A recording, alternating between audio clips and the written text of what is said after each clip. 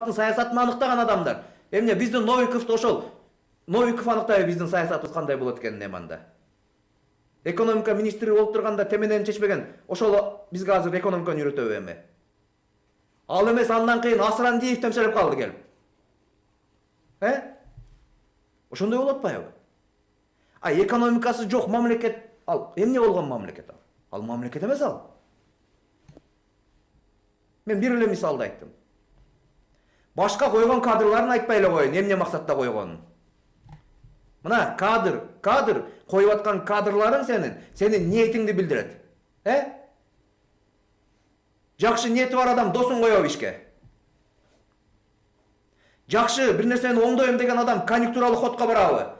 Атамекенден бир далайын, Ордодон бир далайын, Чоң Касаттан бир далайын, анан бир далайын, анан мондой адилеттүүдөй кылып туруп окшоштуруп түзүп коеюн деп. Жок. Кимдин канчалык көрөнгөсү бар экени, канчалык көрөгөч экени, канчалык алдыга бир нерсени сезип атат экени биринчи күнү коюлган токтом менен указынан эле билинип калат. Адамдын ким экени бир эле жумада билинет. А биз эмне деген токтомдорду кабыл алып атабыз 20 күндөн бери? Эмне деген указдарга кол койдук? Эмне деген экономикалык жумуштарды жасадык?